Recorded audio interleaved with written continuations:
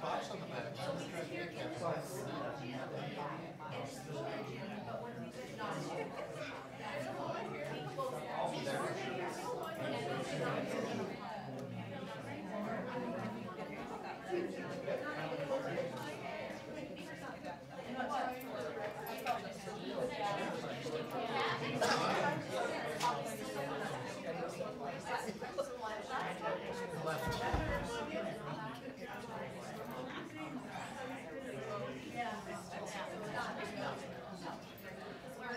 I didn't run.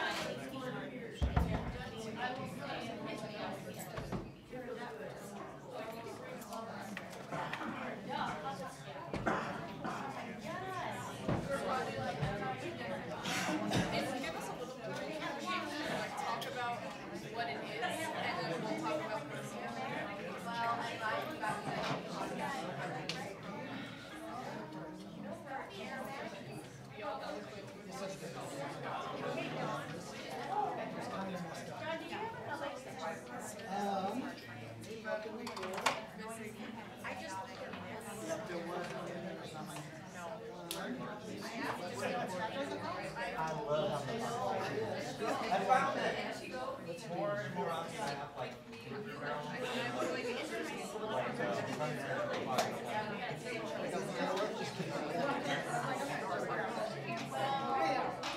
tell I'm so bad. I haven't opened it. That's a terrible thing. Now I know where it's from. This is not working. Now I get it. That's right.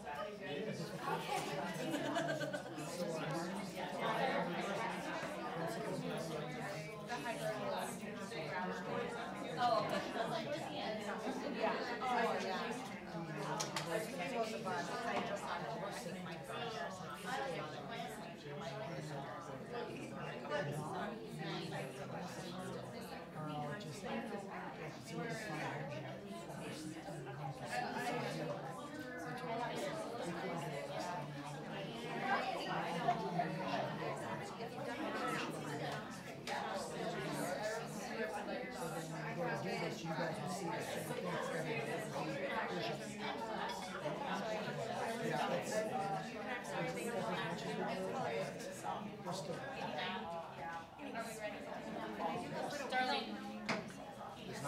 Yes, she is. Miss Darlene, are we? We're good to go? Okay.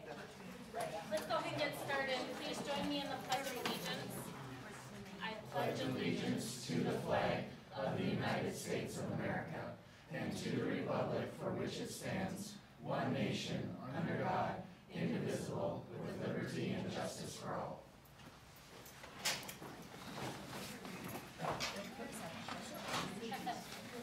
Thank you all for coming tonight. Just a couple of reminders. If you didn't sign in, please sign in before you leave. We are recording the session, so try to minimize the side conversations if possible.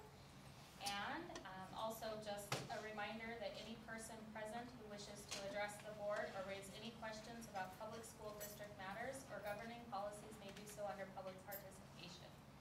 No discussion of personnel or individual students is permitted at this time.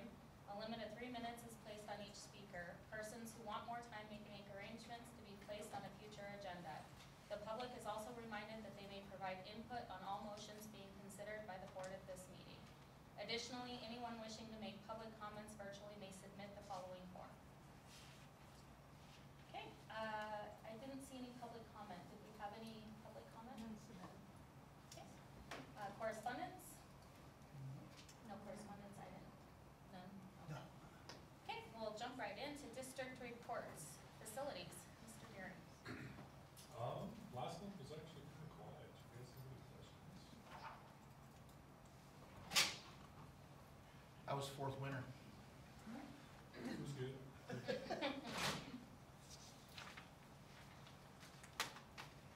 Any questions for Mark? Okay, thanks, Mark. Primary report, Ms. Fox. Hi, everybody. Let's see. We are just really busy planning the end of the year stuff. We sat down with SLQ last week and penciled in everything that we have left to do, and there's a lot of things. Testing, our book launch that we're doing. We started a new Caprit program for reading. That's up and running. We have kindergarten roundup. We have early literacy screening. We have lots of things going on, so we're all rather busy. Plus interviews, because we're trying to find the best teachers, right? So we've been squeezing those in our free time. We're still really working on, I guess, next year our goals for our SLT team in our school is to do some attendance incentives, because that is still really difficult, and especially with such little kids, because it's really beyond their control.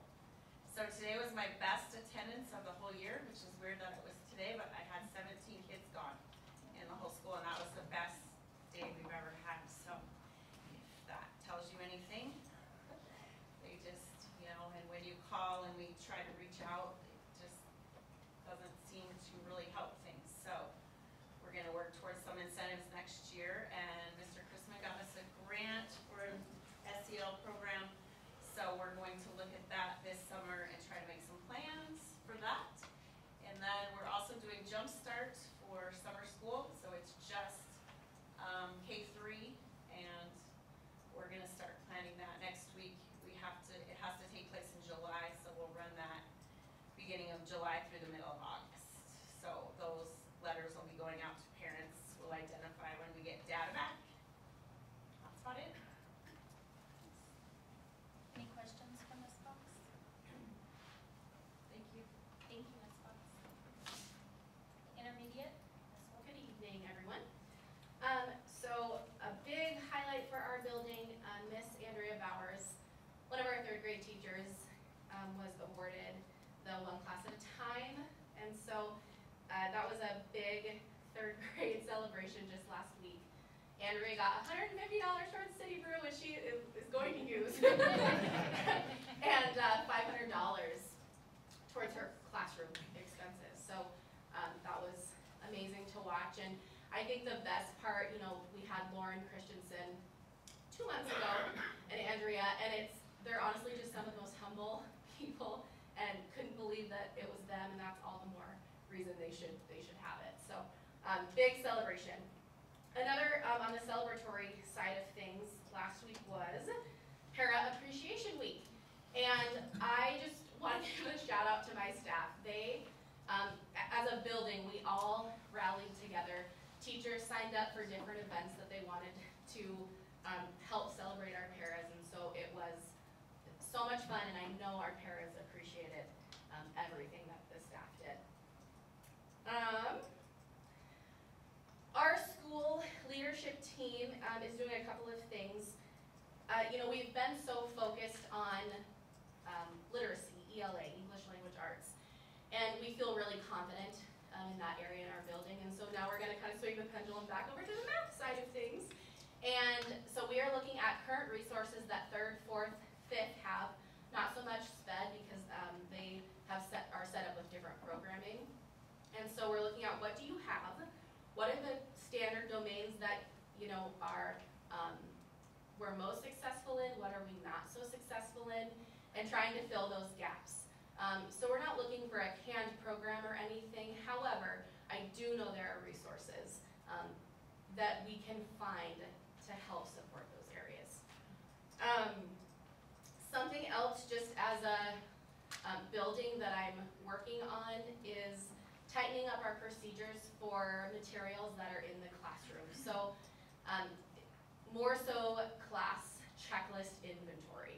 And so, you know, at the end of the year, I want teachers to say, I'm leaving this, you know, all the things that the district has paid for, this is gonna be in my classroom. So let's say a new staff member comes in, they know exactly what they should have.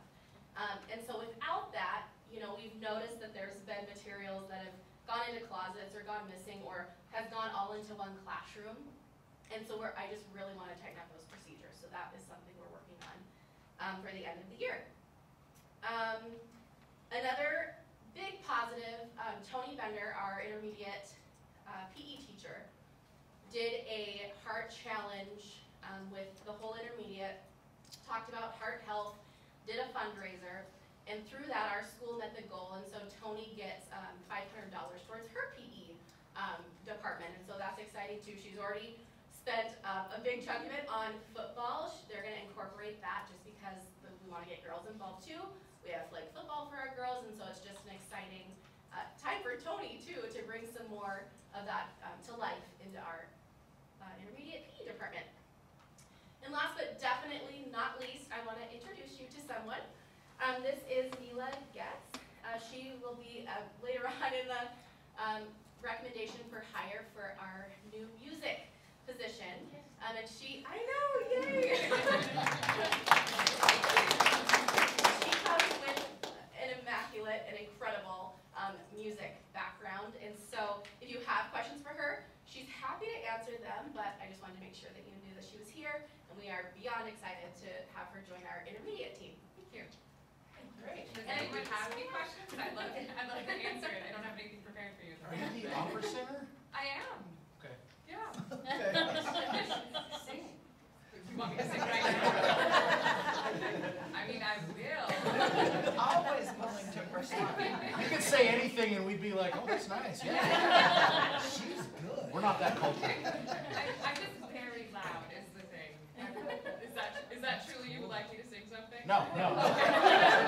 We're good. Like I'm boxing at 115 decibels. That's like a rock concert. You don't want that. At some point, you will have to do that. Maybe not in here, though. I understand. Thank you. That's all we have.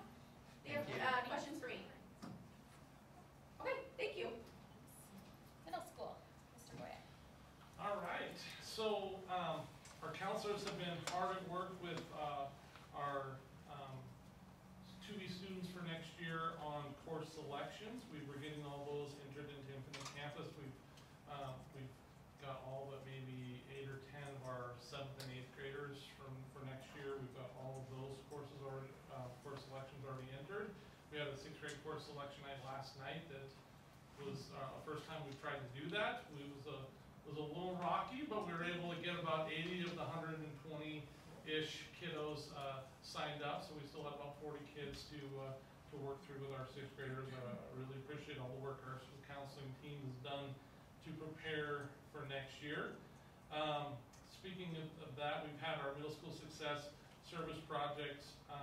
The middle school counselors, along with Lindsay Canfield, have been taking them to do different service projects across not only the Lockwood community, but Billings, one of the Salvation Army, St. John's Vista, the Lockwood Little League Complex, they cleaned that. Of course, the Lockwood campus we cleaned up, and then they were at Four Dances today, helping beautify the Four Dance area. So a lot of great support our kids have been providing for Lockwood in that capacity.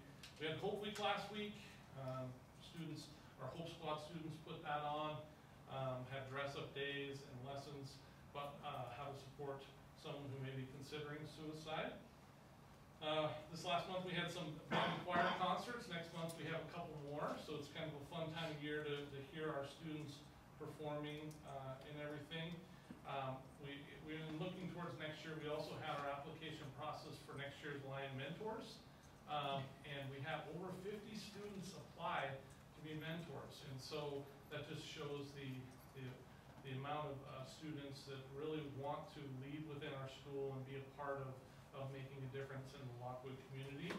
We chose 26 of those 50 students, and so we're really excited with those, and they had to make some really tough decisions.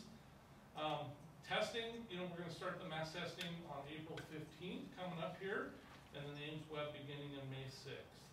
So track has had multiple meets, and we even have another one. It seems like 1 or 2 a week here from here on out, especially as the weather holds up. We could have a foot of snow this weekend. That never know in Montana in the spring, but we're getting them in. So, and then my hire is not here, but we hired a sixth grade social studies teacher, Kennedy Blankenship. She's coming to us from Roberts, where she's been the 7-12 social studies teacher there. So we're really excited to have her join in Lockwood as well. Any questions? Thank you. Thank you. I'll just hold on. I'm gonna get these ladies some information so they're ready to present them. Oh. High school, Miss School? All right, so I'm being timed because I usually take a really long time, so I'm gonna speed this up. Who's We gonna have- watch? Oh, okay. This now start, no. Okay. So we have, there's something that I've noticed across every year in education is there's no dull time, there's no downtime. And spring at the high school is no exception, hearing from all of our other buildings. It is just crazy busy. So I'm just gonna highlight a few things. Obviously, we're doing testing. Our biggest thing was to thank Mark Deering. He is absent right now, but for his team to set up for our ACT and pre-ACT, that was huge, getting all our tables and chairs, and I appreciate that. Trickstar Math Competition is coming up. We had this for the first time last year. And it is one of our parents, who is a land surveyor, going to bring that to us through it's Morrison and is it Marley? They're going to be bringing that up. They'll demo for our students, and then there'll be a timed competition. And what's important about that is it highlights math, it highlights hard math. It shows a real application to that hard math. And then we have the ability to, out of our kids that choose to take that test, one will be a school winner and gets a $50 check, and then that student moves on to a chapter test, and then that chapter has an opportunity to win some more money, which is area schools, including a few schools in our eastern side of the state. And then, of course, to the state level and to the national level. So I was pretty excited. That was new last year, and I think it was a little bit surprising for our kids. The time is a serious time, and it's I believe it's to the 100th of the correct answer with no calculators. So it's quite the deal. So we appreciate JD Ingram doing that as a parent and also bring it to us as the professional land surveyor. So excited about that. In addition to that, there are some scholarships that are available once you get to the state level. So we're hopeful to have our first state participant there with some opportunity to move forward and scholarship potential. We are meeting with our experienced teachers. We started this, was it last week, I suppose? Week before. We have the opportunity to, we have some staff that have taught in other schools, and so we have some opportunity to learn from them what's working, what's not working, what they saw in other schools as we build this high school. And so one of the things coming out of it is a mentoring program through our teachers. So we're getting started with that, just some ideas right now, and going to move forward and implement that next year. Exciting for going to be seniors next year. We haven't written off this year's seniors, but looking ahead for next year, we have an EMT course. I'm not sure if you've heard about that, we brought that forward before. But an EMT course through our Lockwood Fire Department. So we're getting some interest in that starting tomorrow, so we'll hopefully have some cool updates on that and have some students walk out with that certification, so I'm pretty excited. It's end time. What questions do you have for me? I have a question. That EMT class, is it gonna cost the students? So that is something our school's looking at, and thank you for that question. A couple of reasons that we're looking at it is we have a lot of students taking advantage of University Connections dual enrollment.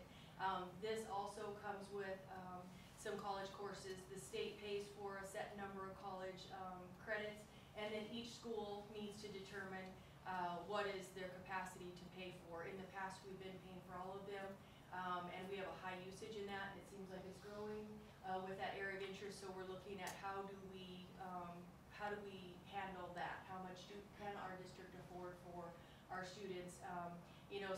Some schools where my children experienced, we were just glad that the offering was there, and then we foot the bill as parents beyond. But, it's one of those things that's a great question. It'll come up to you in our handbook next month, if I get it written that fast. But we are trying to decide how do we handle that capacity. We have the interest for these dual enrollments. We have expertise and supports for that. We just need to talk about, what is the affordability of it. Any other questions for Ms. Cook? Could I make a comment on, correct me if I'm wrong, but the dollar for dollar tax incentive scholarship money that taxpayers in the community give to the school instead of paying to the state. That's specifically earmarked for programs like this, isn't it? It's, it really can be used for anything, but it does have whatever the taxpayer kind of determines with that. But we do have another program, and that's the Advanced Opportunities Grant that pays for a lot of that. And then also, we have some funding left over from, what was the other ones? There's two. Transformational learning. Transformational learning. So, and those, so there's funding for that currently. So I guess I would just encourage the taxpayers in Lockwood to consider giving their state taxes to Lockwood School. That happens early January every year. And there's $2 million available statewide where you get a dollar for dollar tax credit. So your state taxes go directly to your school instead of going to the state to be spent however they choose to. And it's really a great program, and I think we doubled our participation this year. Yes, we did. We went from 1 to 2. If you have any questions about that or any interest, just contact me and I can give you that information and we'll get it set up. And when the time comes, I have to be online that morning that it opens, and I have to have all this information. And so if you're interested, call me and we'll get together and get all that information gathered and start the process for next year. It's just a really great way for the school to get direct tax dollars from the community, and I love it. Sounds good, thank you guys, thanks. And there's also an associated cost with the NEMR, $70 to $150 for the national boards for the EMT test, for their certification also. Are the students paid fees? So keep in mind the foundation that's here for any of the kids that can't. Yeah, we have money that we can cover. I think we were looking at possibly providing 2 classes paid for every child, because when we first started, there weren't that many, and now the interest is really growing. But I think that we can probably safely say 2 classes for each student that's interested in dual credit for college credit. But we do have the fund for kids that can't afford it. They just have to come talk to us, and it's Yeah. Student council. So I would like to introduce you to Emily Brandenburg and Lara Larson, who happen to be running unopposed for next year's president and vice president. Seems to be a trend. So they're stepping in today. They do have some information for you that was not on the board report, but I'll let them go over that with you. We're working hard at earning money so that we can pay for various activities and conferences that we have coming up. As of April 2nd, we have $5,754.82. This reflects payment for our big carnival items from Montana Premier for our carnival. Senior Sunset has been scheduled for May 15th, 7 to 9 p.m. at the Lions Lair. We will have burger and hot dogs, barbecue, and chalk powder fun in the lair. Chalk powder is environmentally friendly and will wash away with the next presentation. Students will be asked to wear or bring a shirt that they would like to have signed by all of their classmates. We also have Kiss Senior Goodbye, so you can fill out a form and it will be sent along with a bag of like Hershey's Kisses to a senior of your choice during the senior sunset or the next school day after. And then you will also be at the carnival, which is our next order of business. They're $3 and it's a great way to honor seniors, and the money will go to our supplies for things in the summer, any clubs that student council may do, the start of homecoming, and state conference expenses. Mrs. Schmidt has stepped in to be the district student council advisor for District 4 and will be attending a meeting with the state student council advisors and planning committee to work on planning the state student council meeting next year. State will take place in the Lockwood Laurel area with the proposed dates on Sunday, November 17th to Tuesday, November 19th. Emily's been helping with that planning as well.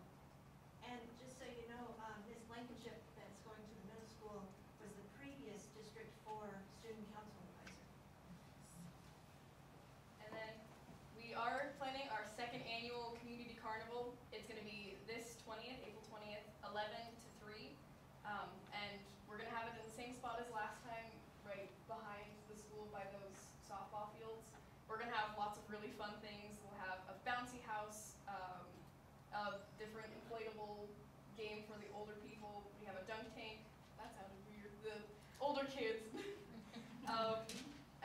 have food trucks, we're gonna have 30 to 35 different booths, face painting, vendors, we'll have a blood drive booth, which we'll get to in a second, and 13 other games and activities.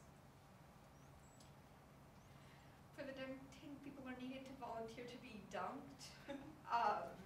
And everybody who is being dunked must have a signed waiver. Love it if you can sign up. It would be so much fun. We have an idea of people who want to get dunked pay and sign a waiver to get dunked.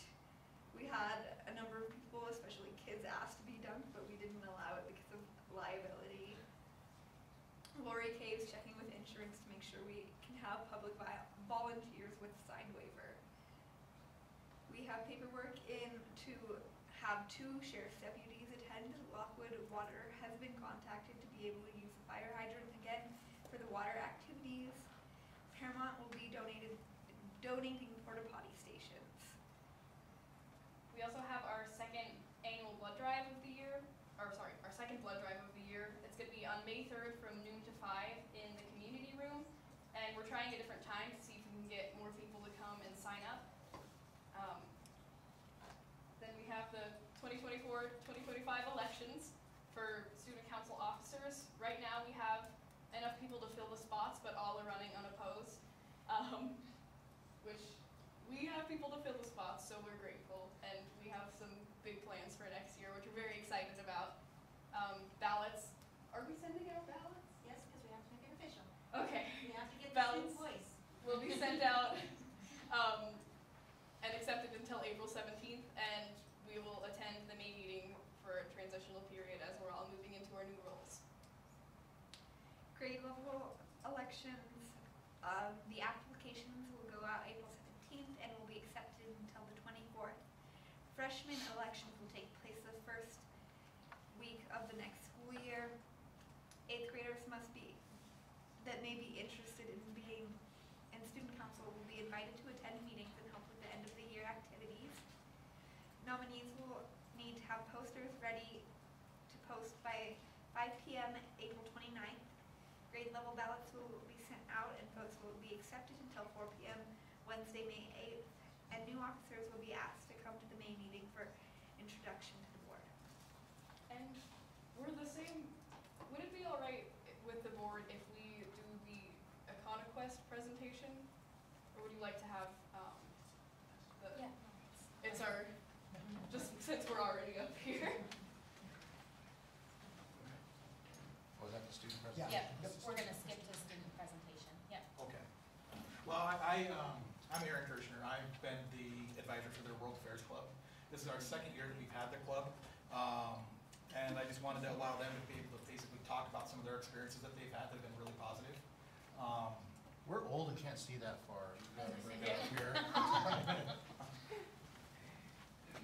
So this is our second year with the club, and in October, we took 10 students to Bozeman, MSU Bozeman, for EconoQuest, which EconoQuest was an international economic literacy program, which enabled high school students to learn about real-world economics and make connections between Montana and the world. They had to do research on a particular, they did what bioscience? Bioscience. And I'll allow you guys to talk about that in just one moment. And I'll be done. Just last month, I took another group of 10 students to U of M in Missoula for Academic World Quest, which was attended by nearly 500 students from 30 schools across Montana. Students got the opportunity to meet U.S. diplomats, foreign ambassadors from around the world. They got to meet CIA agents. They got to meet, there was a chief editor of the New York Times was there. And the students competed in academic competition.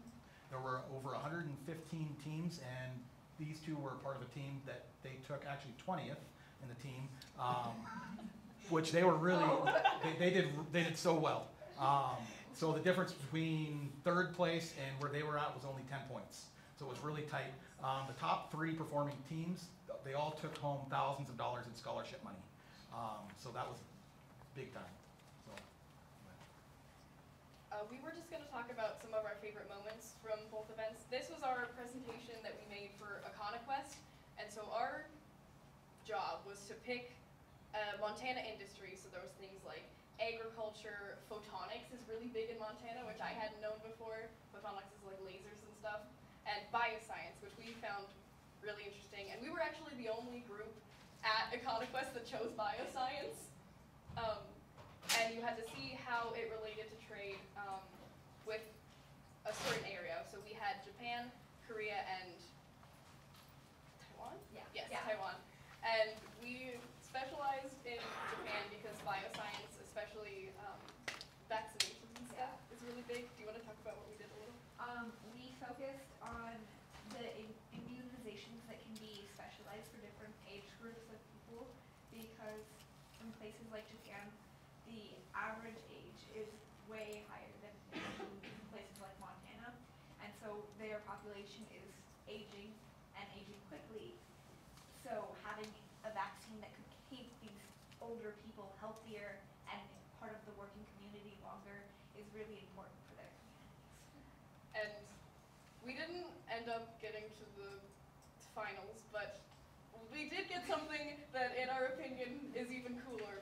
Because at WorldQuest, which was the event a couple months after this, they had like a TV advertising all the stuff that their group does. And our poster was like in the ad for EconoQuest. Like it was on that slide, and it was a post. It was our poster.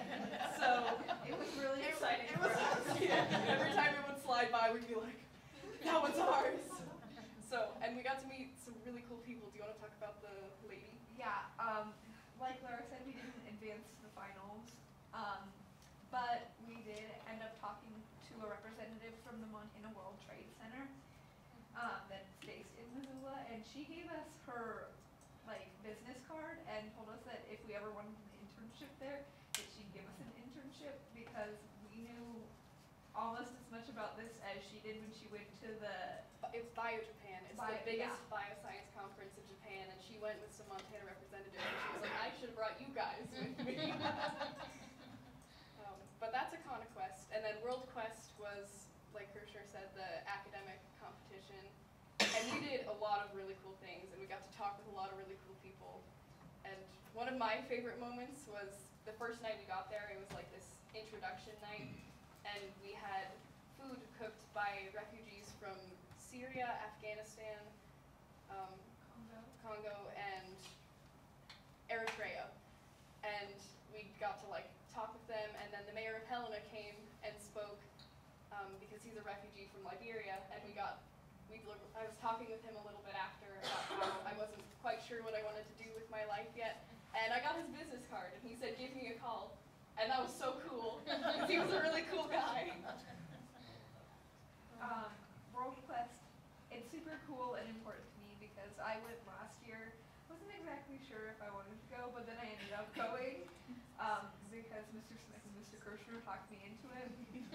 And they were like, essentially, we're trying to take people. If you want to come, come. And so I thought, why not?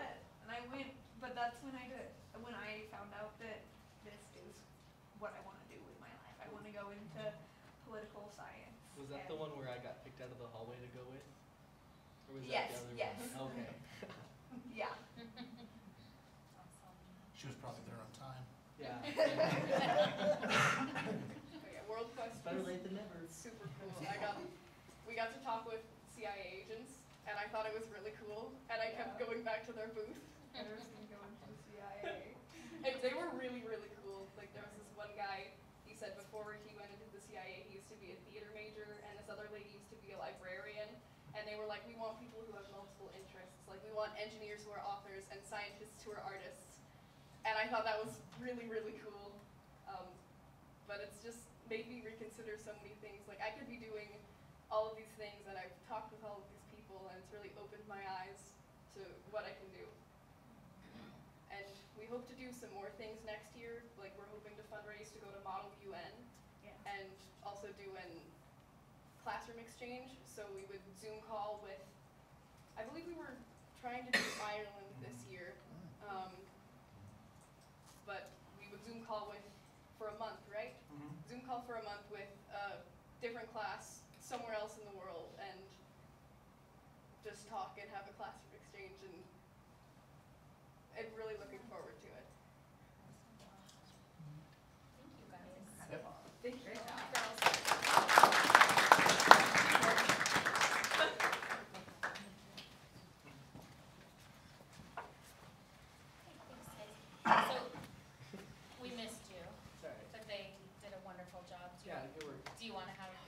anything to add?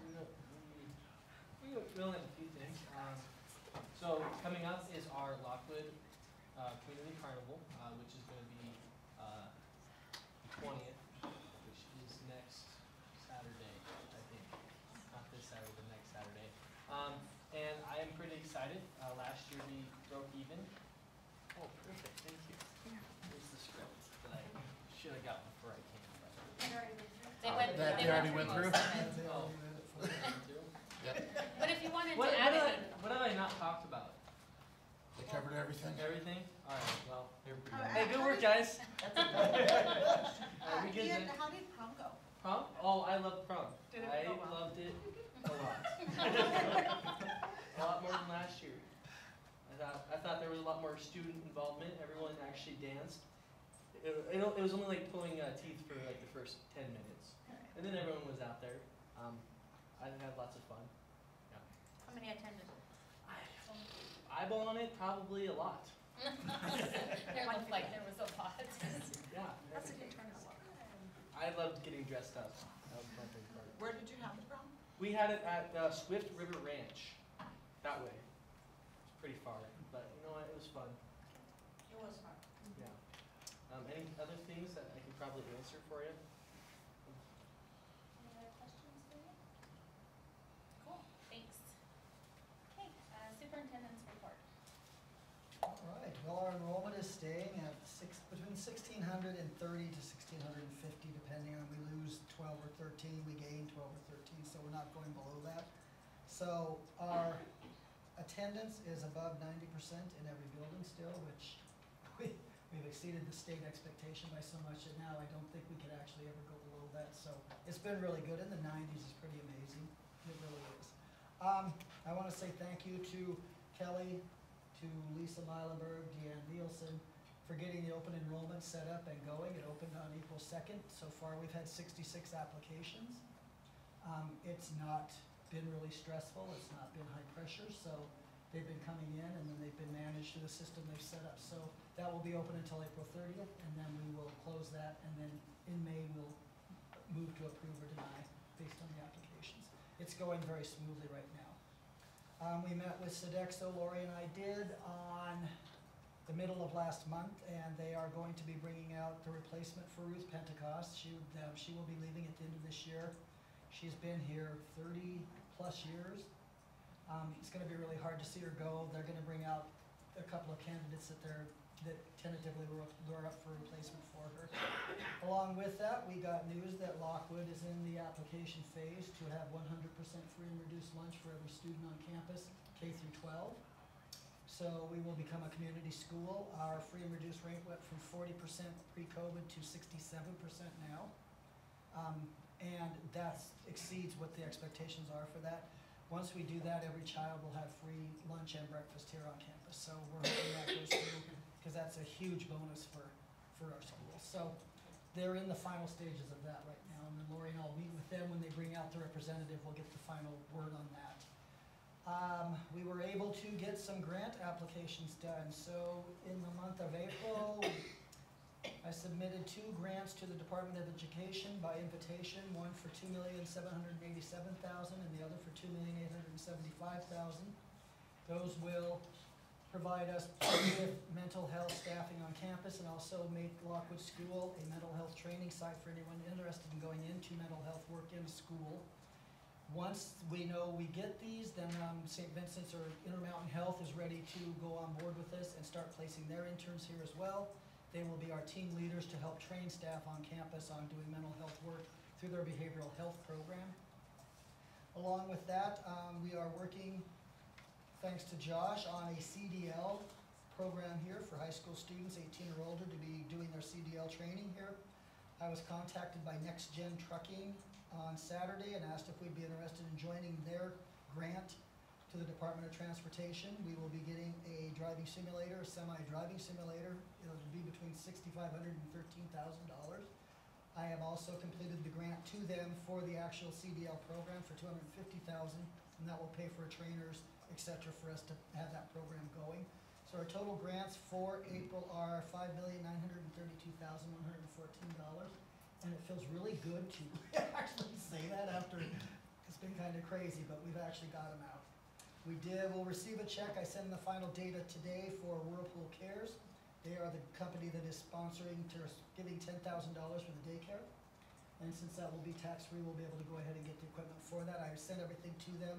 We have done approximately 85 loads of laundry for students or for families that have reached out. They will be sending us another washer and dryer next year. They're providing all of the laundry soap for the daycare. They're shipping that now, and then they'll provide another washer and dryer and a year's of laundry soap next year for the middle school. So once you get in these things, it's like we're gonna keep doing it. Let's see, we received $1,000 from Sodexo that supports our backpack meal program. Next year, we will be packing our own meals. We will not be going through the food bank in Missoula. So we will ask our student service groups to come in, and each month we'll have a different group help pack those lunches and get them ready to go. And Mrs. Loafing and I are figuring out how shopping will work. It's possible how we will get that, but the cost of those will be much less that we're paying now for a case of those to be shipped from Missoula. Our insurance rate increases came in. They came in at 7%, Lori estimated 5%, they came in at 7%, so it was not a huge sticker shock, so we were really happy about that.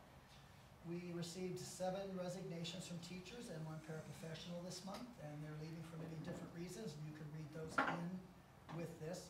Our yearly reports came out for all of our 4 schools in the district. We are all in the universal rating. In the state of Montana, in order to be a universal, that means you do not need any assistance in your programs. You need to not be in the bottom 5% of the schools in Montana, and your graduation rate has to exceed 67%. We're at 96% graduation rate, so we far exceeded those. So we will not be designated as a school in any correction. The CE's 360 survey has come back. That is the survey I sent out to the board a month or 2 ago. I put the results in here. That'll be part of one of our workshops that we go over when we all get together and do a board work session. There was nothing in there that was really surprising. It's very supportive. There's a couple of areas in there that were negative, but not in a negative way. It's just things that we need to work on, that it was very true in those ratings that we do need to work on a couple of those things. So I will be meeting with Nicole Martin from HR Boosh. She's coming on the 17th. They did our HR assessment. She's going to come and do a tour of the campus, and then we'll meet with her and talk about some different ways that that company can help work with us to do some remote work or digital work, but it'll be some of our HR things, our concerns we'll share with her and see how we can partner with them to maybe cover some of those concerns. So I don't know what that'll look like yet, but if any of the board members would like to see, we have the assessment upstairs. It's a very nice report, and it's very thorough. And we met with them about 2 weeks ago and had a Zoom meeting where she went over that assessment with us. It was pretty interesting. Also, I'd like to say thank you, and I want to read all these to Corey Schock, Pam Ask, and Jamie Fandrick, along with staff members Kim Shanks, Laura Bertolucci, April Lauver, Michael Overturf, Braden Marum, Teresa Marchant, Lindsay Harper, Carrie Schmidt, Kelly Kinsey, Cameron Barber, and Nikki Wolf for helping to conduct the bargaining sessions. All of the participants are greatly appreciated, and their ability to carry on civil discourse and to understand the processes of negotiations in a consensus setting truly is appreciated. So I just want to say thanks to everybody that showed up for those. It was actually a very non-threatening process, and I think it built a lot of trust and some teamwork here that we much needed. So I just want to say that I'm really glad the process went as smoothly as it did. So that is it. I have a question about the free lunch. Yes.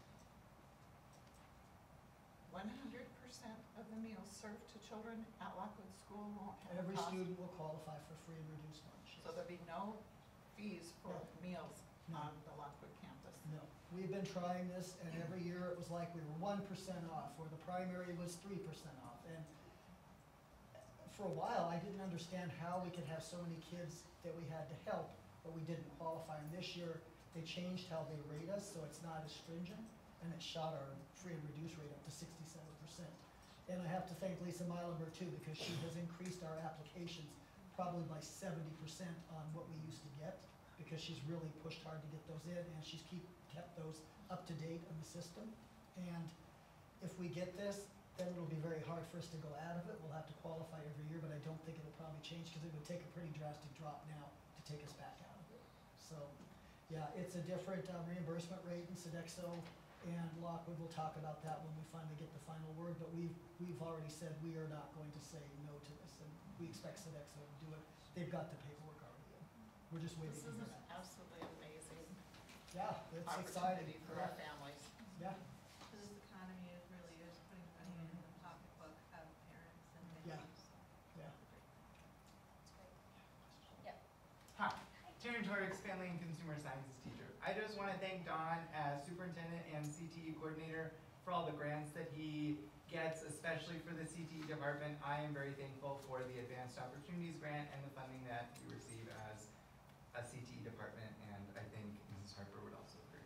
So, thank you. Thank you. Thanks, Don.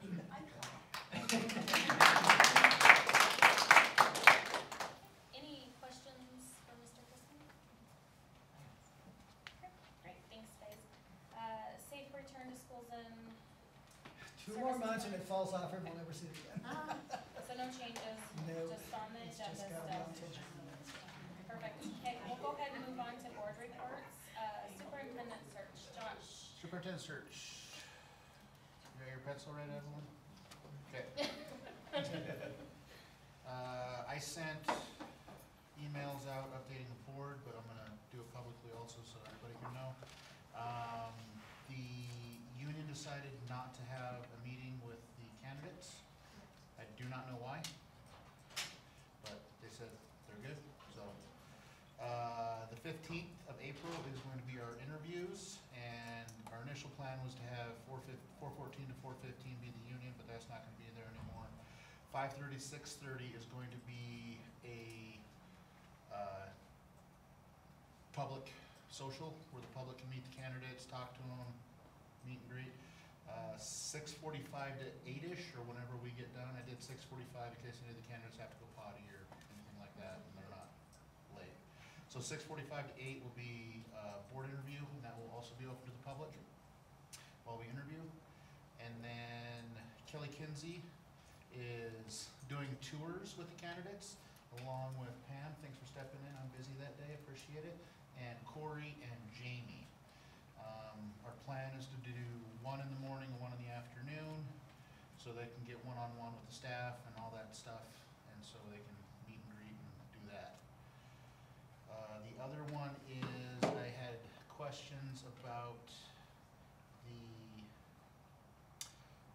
contracts, how the contract works, because we've never done one from a brand new hire. Well, I haven't anyways. So I emailed Andrew at MTSBA, and Deborah Silk responded with regard to negotiations with a successful candidate. Typically, the board passes a motion authorizing MTSBA to make an offer of employment to the individual for a set salary, term of contract up to 3 years under Montana state law, X number of personal days, if any, and any other terms deemed appropriate by the board, subject to the board's consideration and ratification of the written contract of employment. The board then typically passes a motion authorizing the board chair to work with MTSBA on any contract negotiation. And Andrew Vigeland is going to be here during our interview process and during our,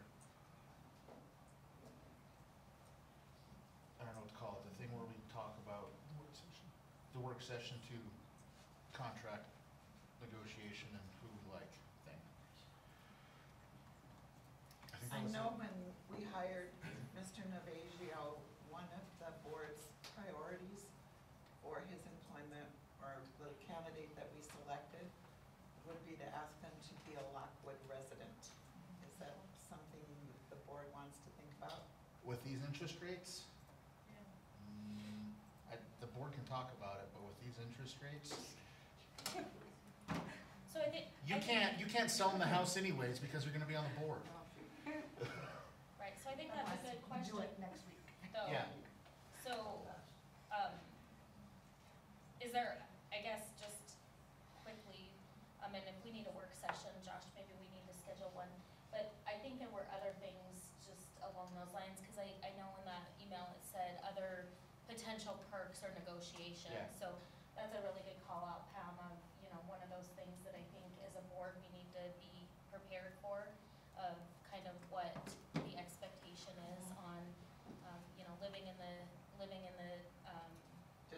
district, thank you, salary, days, and then I know, again, just from experience with Tobin, Mr. Navagio's contract is, paying for certain memberships and that kind of stuff. So if you guys have any thoughts on those, can you take those, Josh? Yeah, Gather those? Okay. and then we can also bring them to the meeting, which. On the 15th. On the 15th, we'll be go over all that, what we want for the contract, what we would want in the contract and things like that. The tours are also going to be on the 15th, Yes. and do you have times and I where was meet? going to ask one of the other committee members if they could get with Mr. Kelly back there and set up times for the tours, because I'm gonna be super busy that day. Okay. So we'll hear from you about times and meeting places for the tour. Yeah, if one of the other people on the committee can. I'll get with them. Thank you. Thanks. And then I think that was, let me check my emails. I think everybody got a email Oh. about the interview questions. Interview questions, if, check your junk drawer. I did. But the interview questions, there's X amount of interview questions on there. Look them over, see what questions that are important to you, and then email those numbers to the Andrew Bigland. And then he'll put an interview question, final one out there, and then he'll email it back out, and those will be our interview questions. So I've already looked at it, and I picked 3 questions that were tugging on my heartstrings, and I already emailed them back, so. And it needs to be done by the 12th by 4 PM, so that they can get it out, get it compiled, and then get it to the applicants. So don't wait till the last minute, please. And if you don't get them in, You don't. that sucks. Don't be late like me. You did not get that email. But yeah, I think that was the last thing then. Perfect. Thanks, Josh. Thanks for the Yep. update, Josh. Any additional questions on the superintendent search? Okay. Sounds good, thanks. School board goals, any updates that you wanna talk about? Is this where I come in with the advocacy thing? Okay. You usually have updates, so that's what. We're aiming for April 1st to launch the program, and in my mind, that was a date that I put together so that we would be ready by May 1st. And I've been visiting with Darlene. She's just about got the website done as far as, excuse me, open positions, job descriptions, matrix forms, pay scales, hours available, requirements for the jobs. Did I say job description, Chad? It's all gonna be online under one tab. And I believe Don's working on an application for an online job We application. just paid for the subscription to it. They haven't set up a timeline yet to Friday. So So we're gonna work with them on having the online application ready to go. And so, anybody applying for work in the Lockwood School District will be able to do it right on the website. And it'll be tied into the position that they're interested in applying for. And we are absolutely listing everything that we hire in the school from, everything. And I've got a section on volunteers, so, hopefully, we'll be able to, and I visited with the people that do the mailers, and Ian and I have a few things to tie up this evening, some loose ends on the brochure mailer that we're gonna do. Darlene had a wonderful idea that we use a lion with the Uncle Sam, your school needs you, kind of a thing, sort of like the military did, and I think it's wonderful. I like the idea well enough that I think it's going to be our billboard, rather than using children and teachers. I think it's a much more eye-catching billboard than putting kids up on the billboard, plus you don't have to get waivers signed by the inanimate object. So, yeah. So I'm really excited about where we're at with this. It looks like we're gonna be rolling it out. I did contract with the mailing company to do 2 mailers, one in May and one in August.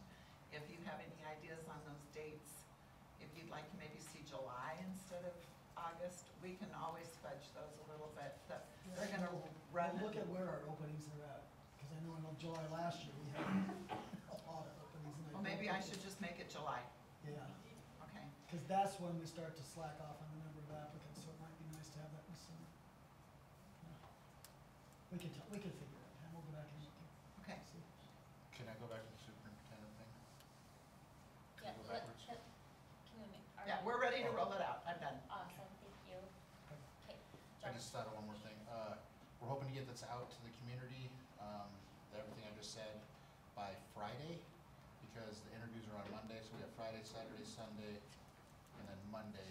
So I think that's our 2-day open meeting requirement. I can post it either Thursday or Friday. Okay. Yeah, I So just we'll have a post note it. on my calendar, make sure you guys are ready to, that I get it posted. So by Friday at the latest, and that's still 2 days. Do it. Okay, I've got it on there, so. Thanks, Josh. So that's when we're gonna need those times, right, before, Yep. what day, Friday or Thursday? If you can get it to me Thursday, it'd be better, just so we get it out there enough so the community can see it too. This Yeah. Thursday, Yeah. correct? Yeah, if you just give me a sketch of what's gonna go on, and then, yeah, Okay, okay. that was for you, Corey. He's got it. Okay, sounds good, thanks. Any building visits? I think whoever does the tours, this will consist of your building visits. So, that's what I was going for. Get those, I'm good. get those reported and you should be good. Okay. We'll move to committee updates. Any updates on the safety committees? We have a meeting coming up, End of the month. Okay.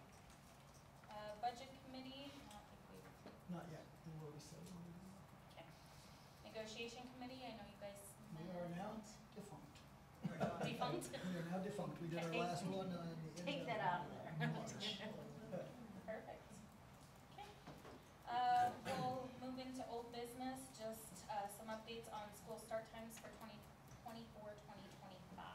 So I think we are kind of at an impasse, if I understand, on trying to get the schedules to mesh with an earlier start time at the middle school than the high school. This is what I would like to propose, so that the parents who did vote to change that time don't feel like they were not heard. I don't think we realized that that shift, which seemed like it was not a big deal, actually became a big deal with shared staff or trying to match times with middle school to high school. Wednesdays were not even able to match at all.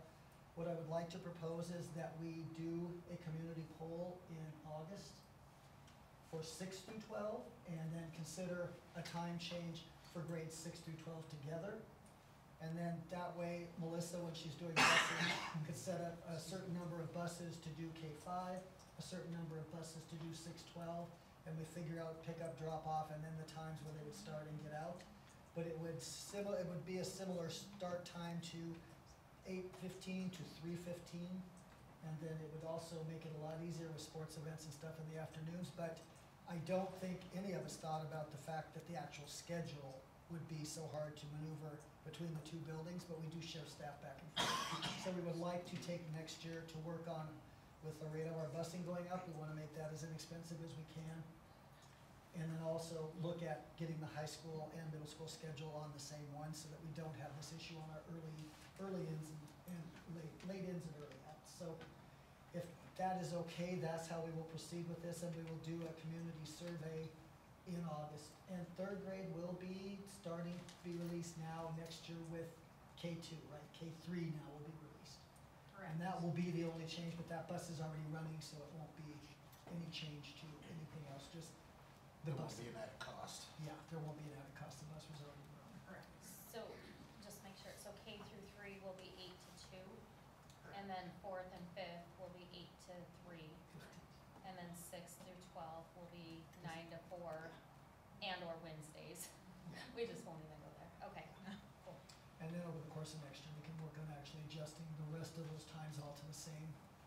It just, I think will be a lot smoother.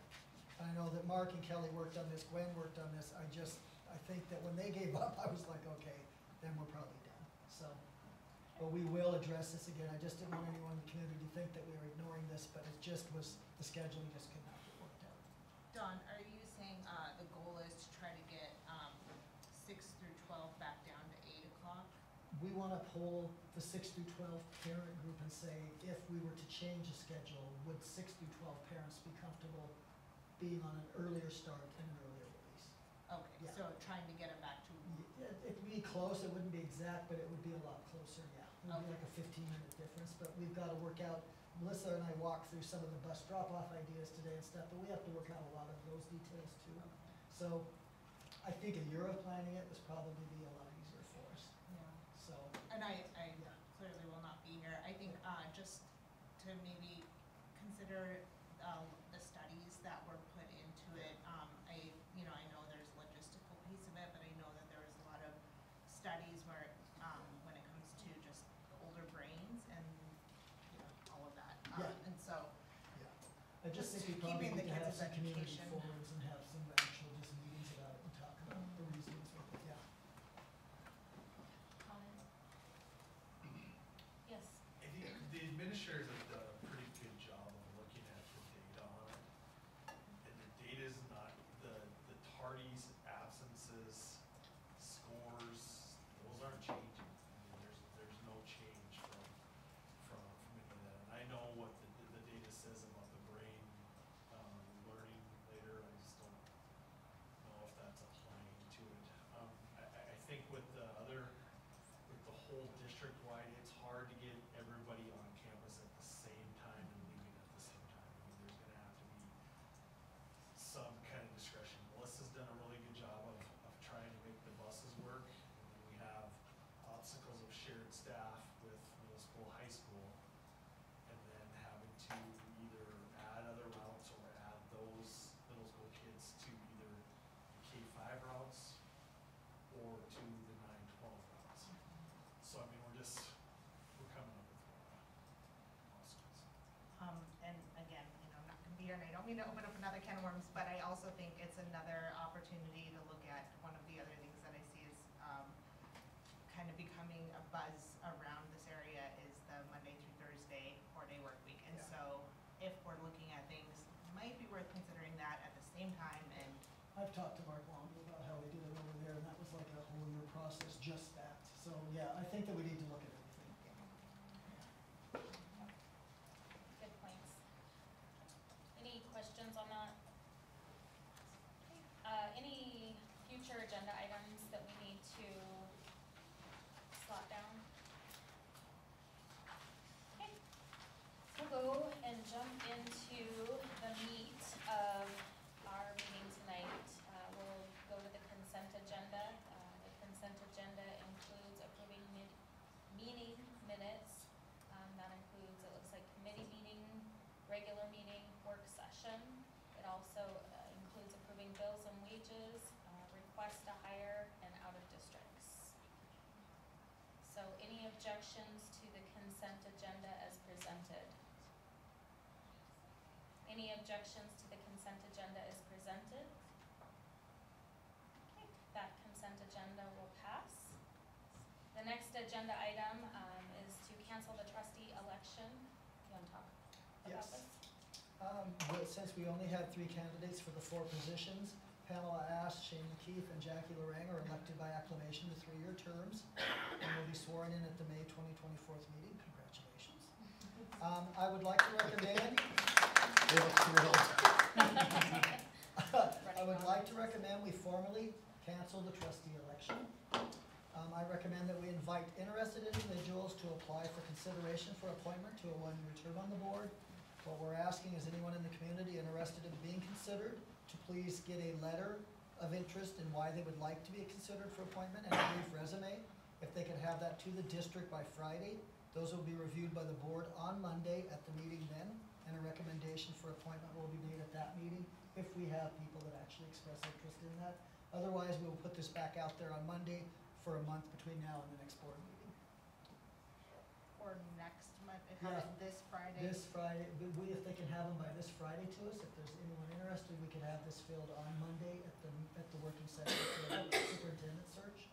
If there isn't any applications, then we could actually put that out again to the public, and hopefully somebody would be interested by the May meeting. We could do that at a brief meeting right before the board to decide who they'd like to see. Okay. I move that we cancel the trustee election by acclamation. A second? I got a first by Pam and a second by Corey to cancel the trustee election by acclamation. Any questions from the public about that? As soon as we say aye, it's too late to run away. Yes, Fair Ms. enough. Wilson. I just Yeah, out of they've been here for curiosity, weeks. is there, like a reason you want a community member to do it like within 3 days?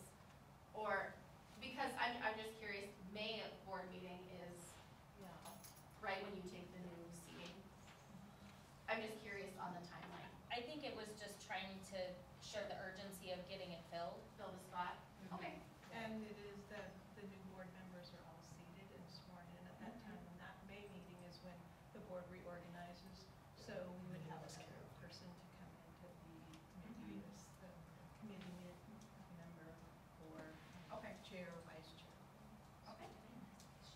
I'd like to recommend that maybe we as board members reach out to former board members and ask them to consider filling that one-year term.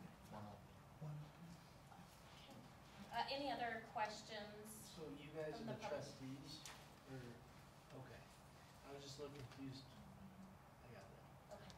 So, sorry, just to go back to Ms. Wolf's comment, so, let's say we get 5 letters of interest by this Friday, then on Monday, what is happening? If those come in, I will get those out with the board agenda. I will send those as a link to you guys so you can review those. And then what happens? Then you would vote. On the 15th, or? On the 15th, you would then vote if there's somebody on there you go like, wow, we really want them, then you would vote to select that. Vote on the 15th during the superintendent meeting? Yeah, it'll be a working session. So we can do that, or it's up to you guys how you want to do that. It's just. Yeah. We should probably focus on the superintendent, Yeah. and the superintendent, and then just do a special meeting. Yeah, I would almost We can, want to. yeah, we can do that. Do you Just want, let me know when you would like the deadline, and if you want to do a special meeting, that could be any time, the last week of, I mean, Yeah, I guess I would, if there isn't an urgency to try to get it into, if the special meeting is the same meeting as the superintendent meeting, I would rather keep those separate if we can. And then that gives us time to try and get a little bit more interest, especially if it's a one-year term. That might not be as intimidating for some people, and they, so why don't you guys like talk amongst yourselves, just send me a date and say, here's the date we're looking at, and then we can put that out there. How does everyone else feel about that? I think that's good. Do we want to look at some dates right now, just so that It we would have be, dates yeah, so we that, can put that out, because Yeah. it's already out, yeah. So the May board meeting will be the 14th. So it's 14th, quite a ways away, yeah. and we'd like to have that, I would say if we had that person selected by the 30th. So who are we electing? We've There's got one one board position. seat that we don't have an applicant for. Okay, We had 4 openings, only 3 people expressed interest. okay. So the 3 board people that expressed, that filed and run will be put on the board by acclamation, and we need to find one other person to bring on the board the same way. so do we want to shoot, that's a good timeline. Do we want to shoot for April 30th to have the applicants submitted? And then, look at possibly a earlier, either the week of the 7th or even earlier on the 14th prior to that, right? To do the interviewing of that, so that if there's 5, to your example, Sylvia, we could do the interviews on the 14th and then make our recommendation at that night's meeting? No? Okay. Because you're gonna be seating them too, I mean, Right. that's kind of a long. I would, meeting. I And would, that's fine. I would say, I would like like to see you appoint a committee that can review those applications on the 30th and have them make a recommendation to the board as to who to bring on. For the May meeting, On the 30th, it's a Tuesday. the 30th of April. Yep, Uh-huh. because we have to seat them on the 14th. Okay, so are we doing a work session? Are you wanting a work session or just a committee to come with? We could do a Zoom meeting as a committee if we have the applications. We could just do it over the phone on a Zoom or, and come to a consensus among the three of us as to who we want to recommend for that position. If we have more than one. Gotcha. Or even more. I'm happy to sit on that committee. Me too. Okay, so we got Sylvia, Pam, one more. Who wants to? Jamie, was that your hand? No, it's not my hand. I have always been sitting I'll in do it. committees. Might as well. Okay, You're on every other way. okay, sounds, So we'll review those applications on the 30th and make a recommendation to the board. And then, So that is a committee, so I don't have to post that, so you're just gonna make a Right. recommendation for Well- the meeting on the 14th. so we want those applicants submitted, but we want the letter of interest and a resume submitted by April 29th, and then you guys will, work together on the 30th, and then come with a recommendation on the 14th. So we're closing it on the Well, 30th. we have to. We have to have a Recommendation meeting before. before the 14th. So, can we just email you the recommendation? I would say that I would like the board to give the committee Or the committee? permission to make the choice and Recommendation. then invite that person to actually be on the board. And if the other trustees are cool with the three of us making the decision among the And the board applicants. would take action at the meeting on the 14th to actually. And we'll just, when we make our decision, we'll just invite that person to be the fourth open seat. Okay, so, sorry, just for the public, letter of interest and resume by April 30th or April 29th? Okay, And we'll get together on the 30th through Zoom. okay, and then you guys will come with a recommendation on that. Would the committee like those dropped off with Lisa in the admin office, and you guys just pick those up when you're ready to review? Could you email them? Yeah, we can scan them and copy, yeah. Yeah. Would that work, so that we have a central point to drop them on? Okay. Yeah, if you could email those to Yeah, us we'll the just evening of scan the them. 29th, and then we can, Sylvia, you were interviewed, didn't you put in a letter of interest for 1 year? Yes. She And I'm can't trying to remember. remember, I don't remember putting a resume in. No, I think it was just the letter of interest. Yeah, I don't even remember And then- doing a letter of interest. You did But I have to must sub- have done something. You had to did. submit a letter of interest, Yeah. and you had some of your experience that would make you a good Accolades. candidate. Kind of And get a then brief you idea. met with the, we had the candidates meet with the Like board. prompting questions. Because just, I think there was 3 Yep. folks, and so they met with the whole board. And you just interviewed them, just talked to them to see if you had a good connection with that person, and I think one of the other ladies bowed out because they just put their letters in because they didn't think anybody else was going to be there. And so, I mean, that was kind of how that worked. We've been through 2 of them, and that's kind of how it was before, but you can do it any way you'd like, but it is a member of all of the boards, so it's kind of it's neat to see, and neat to have it meet all of them. Maybe Sylvia wants to put in a letter for 1 more year. Go. She's got plans. She's got, No. she's vacation. I'm gonna actually try to do a cartwheel. On your way out? For That's the good. first time in So- 25 Don't years. scare On the the way new out. people that aren't even on yet. After 7 years, Josh. Really reapplying. To think of too is, And really no, she you're wasn't going to see reapplying. the 2 new members of the board and your terms are up. At this May meeting, you can't make, motions. You'll be Yeah. seated before. So Yeah. do you want these folks to be in on that selection too? So that's why I'm saying probably before the May meeting. Just because the have all of our people picked before the May meeting. Yeah, and part of me was thinking, and I don't, sorry, I don't mean to belabor this, but part of me was thinking like even just going to the 19th, like have a letter of interest in by the 19th. That'll give us just one extra week. And then we could, Have a meeting on the 30th. yeah, Okay. and if we can get, a quorum together, then we can invite whoever wants to join and people can have opinions if they're going to be on the board or not. And then, that'll give us that'll give you guys a chance too as well to, Okay, So- that's a good plan. Jackie and Shane will be you'll be voting on that decision. Right, so I think what I've heard, and this is the last one, so I wanna make sure this sounds good to everybody. So April 19th is the letter or the deadline for the community member, letter of interest. And then April 30th, we'll look at a work session, hopefully with a quorum to interview the, trustee candidates. Okay, Including the two new. yeah, yeah, So I need Yeah. to post a meeting on, just do I'm just a little confused.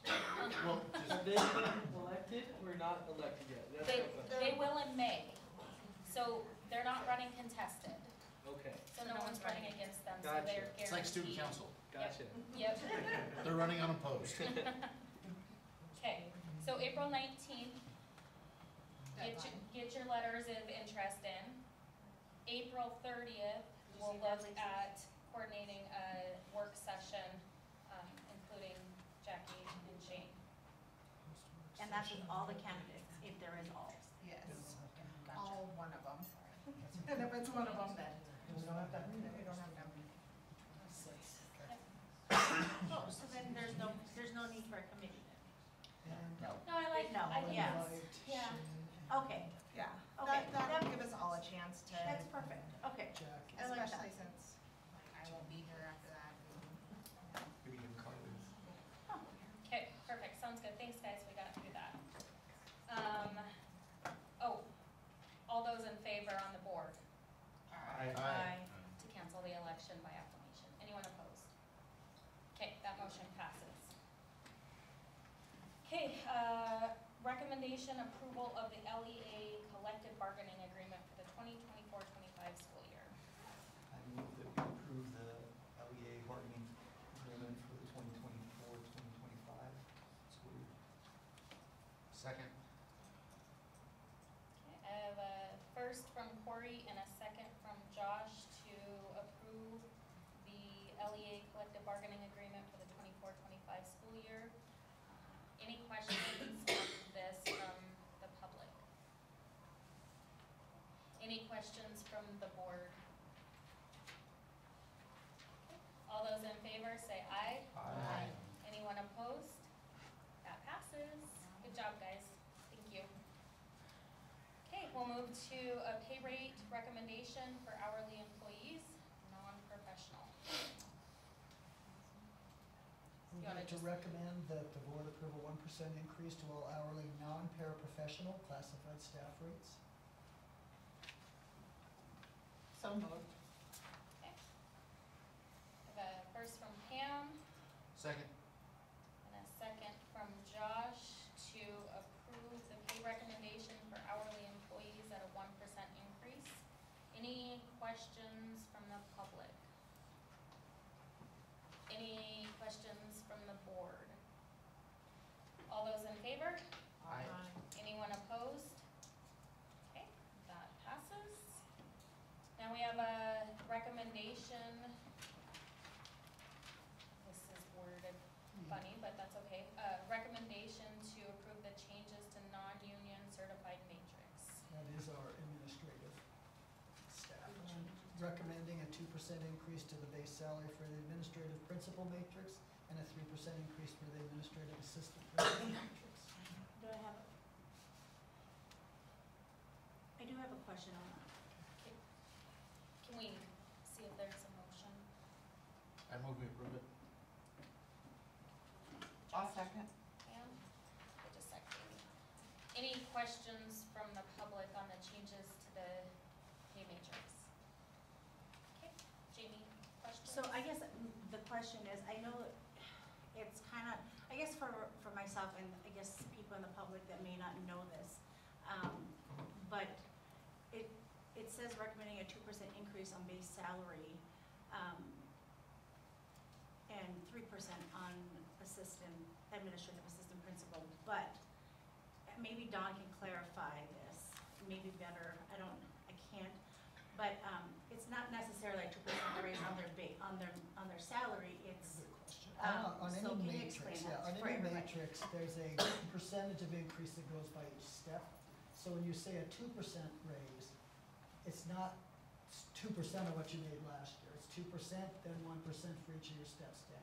About 1.5. And it's 1.5. So it does come out to some people, and it happens with the teacher's matrix as well. Some people come out at 3%, some come out at 6%. It depends on how long you've been here and where you're at on those steps that add that 1.5% to it. Is there, so my other question, is there some of them, some teachers and or administrators who's on this matrix when we do a 1%, 2% on the base salary?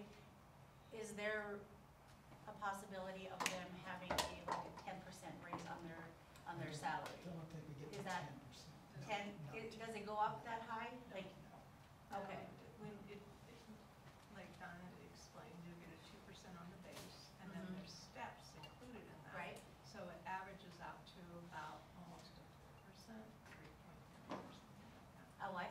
3.9 if on a 2%. 3% is about 5.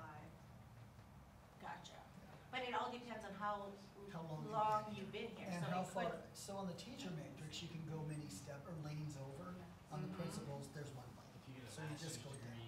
Right, I mean, I understand the matrix, yeah. but when, I guess, for people on the board who may not know this, and for people in the public, like, when we are increasing it by the base salary, it's not 2% on their salary. No. It's 2% on the base salary, which some teachers only get this much increase, and Yeah. people who've been here gets this much increase on their salary. There is a So- difference in that, yeah. Yeah, Depending on your tenure here, how long. you've Right. been, yeah.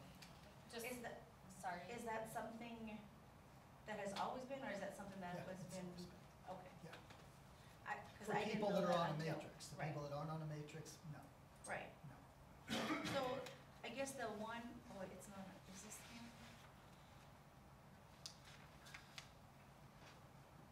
So Jamie, Okay, while you're go looking ahead. really quick, I think Ms. Wolf, did you have a question or a statement? Dawn actually kind of addressed it. I would say the bigger potential for increases would be on a teacher matrix or somewhere where you can move across lanes. You know, our administrator matrix doesn't do that, but that would be where you get into those higher increases is when you move a step, you have an increase in base, and we move lanes. That was all I was gonna say. Perfect, thank you. Okay, any other questions from the board? What's that? Did you have another question? No, because I thought I saw there was one that it said like, it ended up being like a 15%, but I can't find it now on here. But was that? I couldn't.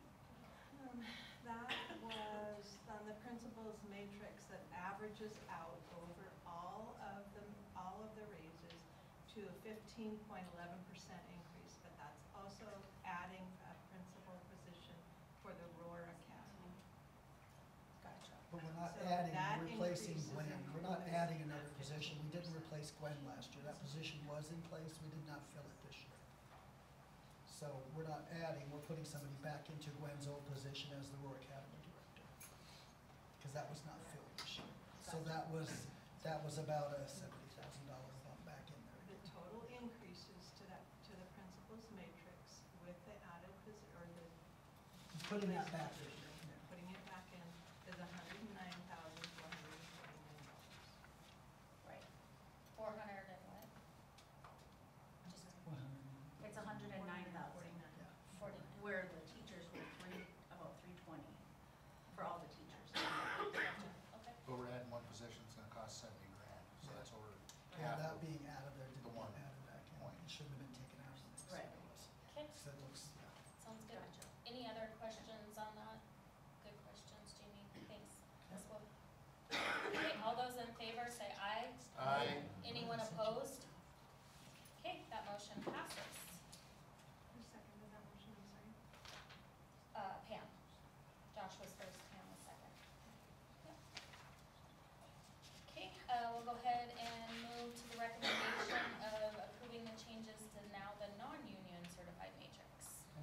our special ed specialists, our speech pathologists, school psychologists, and our speech aid. And that is a recommended 1% increase to the base salary for their matrix. And again, that will not come out as a 1%, but it's where they're at on the steps down. They also have just steps, they don't have lanes. So there's a little bit less of a movement on that, it's just a down. And it's the 1.5, is it 1.5% for them as well, Lori? That's what ends up about. I'll take a motion. I move we approve that. I'll second. I have a first from Josh and a second from Corey to approve the changes to the non-union certified matrix. Any questions on this matrix from the public? Any questions on this matrix from the board? All those in favor, say aye. Aye. Anyone opposed? Okay, that motion passes. Now we'll move to the recommendation for salary increases for manager and directors. I'm recommending the board offer contracts on a 1% increase for the management level employees who do not fall on a matrix. Darlene Hess, Paul Crott, Melissa Kittleman, Mark Deering, and Lori Kwame. I'm also recommending a one-time salary increase of $5,000 for maintenance director Mark Deering. This is not a, I'm sorry, I'm gonna shut up until you get done. I move we approve the manager and director raises. A second. Okay, thanks. I have a first from Josh and a second from Corey to approve the managers and directors salary recommendation as presented. Any questions from the public? Okay, any questions, Josh? The 5,000 is not a bonus, it is a bump on his base, correct? Yes. Okay, so it's gonna go through, He will be, that will be added to what he's making plus the 1% for this year. Then there won't be a, that will be added again next year, it's just a Okay. one-time. Don, will you say that out loud? It's a one-time addition to Mark's current salary, and he'll still get the 1%, and that's a one-time, it's not gonna be an every year that much on there. Oh. But, we felt that that was appropriate based on the amount of time he has spent out here on weekends and over Christmas break, and the amount of work he saved on just the boiler, not costing us hundreds of thousands and shutting school down, so we thought that it was deserved that he has some recognition with that, so this is a one-time addition to his current salary. Any other questions on that? All those in favor, say aye. Aye. Anyone opposed? Okay, that passes. Now we're moving to offer the certified contracts for the 24-25 school year as listed. There's a bunch of them. I'm recommending the board offer contracts for the 2024-25 school year to the listed employees, tenured staff, non-tenured staff, tenured and non-tenured administrators, and that is all in the spreadsheets. I don't know if these have tabs at the bottom, if I have to, yeah, it does. Let me get, jeez. This is the one Okay, that tenured, it's the one that, yeah. been linked to all of them. Yeah, so this is our tenured, this is our, where'd it go? Non-tenured, and you will note that our administrative, non-tenured staff is also included here on that. Tenured is teachers. Classified, which are our secretaries, all of those are custodial, nurses. Here's our paraprofessional contracts that we'll be offering this year. And then our admin and manager contracts. So I just noticed there's a teacher on there that's crossed out, she's not coming back next year. Where's that at? Tenure or not? The tenure. Remember one teacher asked. Kelsey is on a year leave of absence. She was included in there, but we Right. took her out because she's gone for 1 year. Okay, Yeah. so for next Yeah, year. she has That's why already she's taken out. a year's Okay. leave of absence, All yeah. right. So that was an oversight, so we took it off, so she wasn't offered a contract and had to Oh, retract. gotcha. Okay, that's that list. Okay, so I'll take a motion, on the tenured, non-tenured staff, tenured and non-tenured administrators to offer the contracts as presented. So moved. Okay. Pam? second, Josh? I was just gonna say adopt item H. Okay. That's a lot of words. Any questions from the public? Okay. In regards to this, Corey is gonna, sustain from I the You have to also? Okay. So those that are left, all those in favor, say aye. Aye. Anyone opposed? Okay. And Lori, you got these two. Perfect, okay. We'll go ahead and move on to offering contracts for the classified. Oh, I'm sorry, I could have voted yay on that one. It's the next one that I have to abstain. The paraprofessional? Yeah. Yeah, okay. Because I think Scott has to stay off of one of them, doesn't he? Scott can't vote The on the tenure. tenure, the non-tenure teachers, unless Sarah's So I'm tenured, yes. whichever list. So you it's, want. we, okay, so, What? I'm She's a yes yes. for the last For the motion. and Scott Scott has to Harrod. sustain for the last one, then, Scott right? is sustained for the teacher No, vote. I because voted it's- yes. Yeah, And the secretary. and the The secretary. secretary, but she's Scott. So Scott's, What can you okay, vote on now, Scott? Scott abstained, yes, Yes. just want to be clear. Okay, we're back. Okay. I recommend the board offer contracts for the 24-25 school year to the attached list of classified employees and paraprofessionals. And that is this list, which is our paraprofessionals, and this list, which is our classified. And that's our secretaries, our aide, our bus aides, our crosswalk aides, our lunch aides, I believe. So then you could have voted last time. Scott can't vote on this one because Michelle's on this one too, so he has to be out of this. But isn't it shock? Yeah. This one's This okay. is- She was on the last one too. Yeah, I opened the wrong spreadsheet. You were good on the other one, Corey. This is the one that's classified. Scott is abstaining from the certified Yep. Yeah. and the this classified. Corey is abstaining from this one. Yeah. Because his wife is on classified. And Sylvia, where did you say? I am abstaining from each classified. Okay. Okay. Okay. So this is our classified in Paris. So Corey, you can't on this one. Yep, okay. I move we approve classified and paras contracts, 24-25. I second. Okay, so we have a first from Josh and a second from Pam on offering the classified contracts and paraprofessional contracts for 24-25 school year. Any questions from the public? Any questions from the board? Have we figured out who's sustaining and who's not? Yes. Okay, all those in favor? Aye. Anyone opposed? Okay, perfect. Yay, welcome back whoever. Everybody gets a. It's made a answer for me. And you get a contract and you get a What's that? contract. 10 years now. Evelyn, you have a contract, Evelyn? With a what? 1% raise. All right, your favorite part. Okay, On their side. our favorite part of the night is policy updates for April. We have a handful of second readings. Scott, I wanted to get all of them in at this meeting because I know you're going to miss this, so I put every policy that's left on this meeting, just for you, okay? Here we go. Hold on. Second reading, policy 3413, or 3141, they're in there. I'm gonna go in the order I have them in my cheat sheet here. This policy is the one that replaced our out-of-district enrollment. It is our open enrollment policy. This is our second reading on that, so that one is up. Policy 3413F2, immunization religious exemption form. This form was updated to reflect the changes in the law from HB 715. Model policy 3431, emergency treatment. This policy is updated to reflect the changes in the law from HB 676 and SB 518. Through authorization to act in an emergency situation consistent with policies 3305 and 3310P.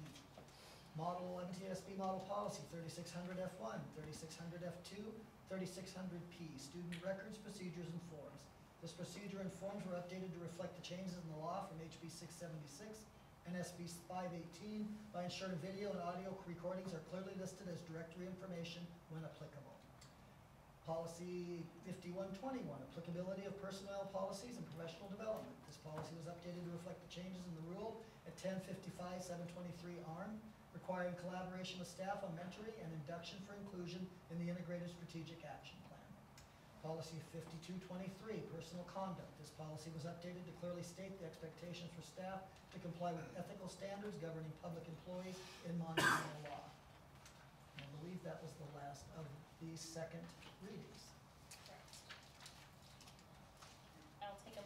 move we approve the second readings list. How do you got? That's fine. I'll second. That was you, Sylvia? Yes. I have a first from Josh and a second from Sylvia to approve the policy second readings of the list presented. Any questions from the public on those policies? If you want a deeper dive, see Dawn afterwards. Any questions from the board? Is this the policy year? We have to go through all of them? There were so many added because of all the new bills from the legislature related to education that these are all legal. There's not optional language, so we just have to do these. Okay. All those in favor, say aye. Aye. Anyone opposed? Okay, those changes are approved. We'll go ahead and discuss the first reading of the policies presented. And again, these won't be in the order they are there, but they will all be covered. Policy 3141, non-resident enrollment. This policy was, oh wait, I did the wrong one, green now, sorry, I was doing the wrong one. All right, 2151F, assumption of risk form. This form was updated to reflect the changes in the law from HB 676 and SB 518. The form can now be used for extracurricular activities, athletics, clubs, and events. Policy 2320, field trips and excursions. This policy was updated to reflect the changes in the law from HB 676 and SB 518. The policy now cross-references Policy 8132 to detail how parents consent to school trips. Policy 3305, seclusion and restraint. This policy was updated to reflect the changes in the law from HB 676 and SB 518. This policy now includes methods for parental consent for health intervention or screening. Policy 3310P, risk assessments. This policy was updated to reflect the changes in the law from HB 676 and SB 518. The policy now includes methods for parental consent for health intervention and screening. Policy 5330, maternity and paternity leave. This policy was updated to clarify the use of accumulated leave for an employee on maternity or paternity leave. 7320, purchasing. This policy was updated to comply with Montana law governing non-discrimination and public bidding procedures. 8110, bus routes and schedules. This policy was updated to comply with standards governing trustee approval of bus routes and installation of crossing lines on buses. 8125, school bus emergencies. This policy was updated to comply with standards to complete school bus emergency drills for students. Policy 8132, activity trips. This policy was updated to reflect the changes in the law from HB 676 and SB 518. The policy now outlines how parents will provide the opportunity to consent to trips and rooming assignments, and details the process for districts to use activity-specific transportation methods and lodging, which is probably not different than what we're doing, but it's now policy. 8210, procurement policy for school food purchases and use of federal funds. This policy was updated to comply with new guidance and interpretations of regulations governing school nutrition and food service procurements. And that concludes my diatribe on policy updates for the first reading. So, this one, Did I miss? Policy 3416F was just a suggested policy on medical distribution for our nurse.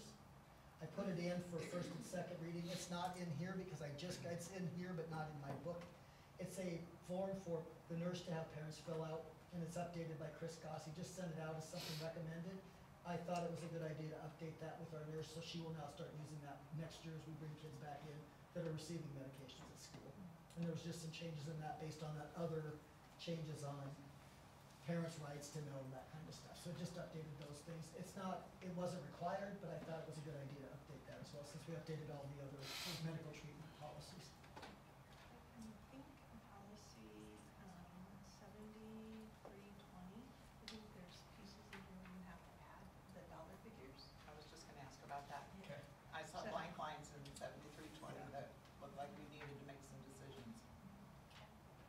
so can we, separate that one out? Yeah. And we can discuss this probably before you do the second reading next month. We can put some, Lori can put some toys together. Well, it's really by law, I think. Is it the one where you guys determined that before? I think they, that is, we have that we have part of that policy, this is just an update to it, but, so if we look back and reference what we had previously, as fiscal agents looked on, and I have that. Yeah. Is it 80,000, Lori? Hmm? Is it I 80,000? think it's 80,000. policy. Well, I thought that, yeah, but I thought that back when we did up it, it was because we were doing a lot of construction during the high school construction, and that's why we bumped it up so high. And I was just curious, why are we leaving it up so high? The 80,000, anything over Right. 80,000 has to go out for public bid. Right. So it was 80,000 has been that way for a long time. I think I think we it was talked during- about raising it to more, but because there were more contracts coming in when Mr. DeVasio was here. Right. And so I'm not sure. Because I do remember that meeting, and the discussion was, they raised that. It's in here already. If the sum of the contract or work exceeds $80,000, district will call for formal bids. It's already in the policy. Right. Yeah. So Jimmy, are you thinking about the discretionary spending that we? No, not necessarily, What no, is I guess 80,000? when. Because I think that's the one we changed. Yeah, there was one time we bumped it up where maybe the chair and the superintendent, it was during, when we were right in the middle of the construction. Right. Because there's getting this is big not the bills one? coming in. I don't believe it is. This is, read down in the next paragraph, Jamie, it has the 80,000 in there. Oh, okay. I didn't even see that down below. Okay, sorry, thanks for the, so I thought that was the same one. Okay. So maybe, I guess, just what's the difference between the authorization and control and then the bids and contracts? At the point of $80,000, it has to go out to bid. It can't just be approved. Okay, so then the authorization and control is what is, the board is willing to allow the superintendent to do without coming to the board, is that Yes. correct? Yes. Okay. Gotcha, so bids and contracts are regulated by law. Yeah. And then this is on the authorization from the board to allow the superintendent to make purchases up to a certain amount. Okay, Sign contracts up to a certain amount. right. What was it before? It was blank. It's always been 80 on that. It was what they're talking about, is there had to be special approval to raise that during the construction time for cost then. So the 80,000 is the same for both then? It is, yeah, I could not sign something that was over 80,000 right now at all. It would have to come to you guys for approval. Right, so I think it's just a question of, should they be in agreement of the 80,000 and or should that be lower for the superintendent versus what is legally required to go out for law? So does the board want a lower amount in that, or do we want to stay with that 80,000? And is that per, Lori, was that per month, or is that per, how is that? Per purchase. Per Per project. purchase. Oh, New truck For this what? month, Per purchase new or bike next month. like a New contract? book next month. right. So, I mean, it could be, let's just say we put it at 80,000, I mean, it could be 80,000, 75,000, one every Consultant. week, Yeah, right? Consultant or Yeah. something along those lines, Gotcha. or, I can't imagine, but The only time that would be You can't break- overridden is if there was something, if the superintendent had to make a decision in the interest of the district or the health and safety of staff or students. Right. So if we had a massive, something happened here, a fire or something, I had to make a decision, that's the only time I would not have to come back to the board, but that kind of stuff, I've never seen that. If there's a $1 million project we're doing, Don can, or whoever the superintendent is, cannot break it up into $80,000, $79,999.99 contracts and do it that way, because because the entire project is valued at $1 million. Right, that's what the 80,000 is here. So that's the number you want to put in there, in the yellow space, 80,000? That's up to you guys, I'm waiting for you, that's what we're talking about. Okay, good so, with 80. yeah, so I think it's the first reading, Yeah. seems like I'm it's good with 80. 80. Okay, so let's put 80 in there and we can discuss it more Okay. with the second reading if we need to. Okay. Okay, so do we wanna separate that still? No, we don't need to. Okay, so I'll take a motion on the first readings of the, I move we approve first readings as presented. thank you, Josh. And I'll leave Is that that you, yellow. Sylvia? Okay. Okay, so I have a first from Josh and a second from Sylvia to approve the first reading of the policies as presented. Any questions from the public on those policies? Any additional questions from the board? Okay. All those in favor? Aye.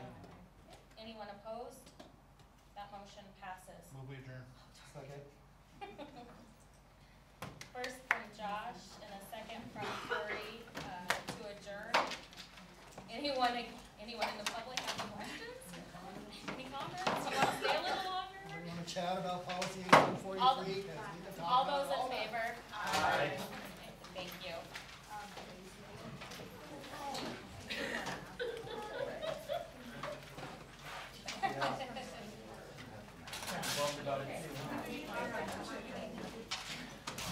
We're so fun. Was it me giving all the Yeah, that's it. Thank you. Yes.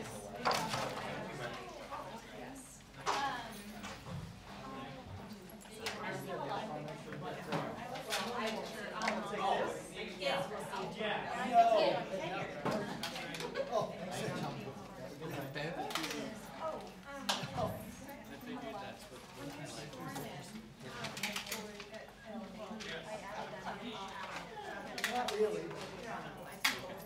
Thank you, sir.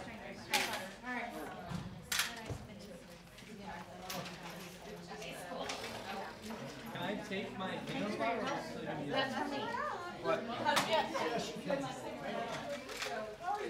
There you go. Thank you. I'm gonna put this up in my room. You just sneaked out. Oh, did she like my drawing of circles everywhere? I took that.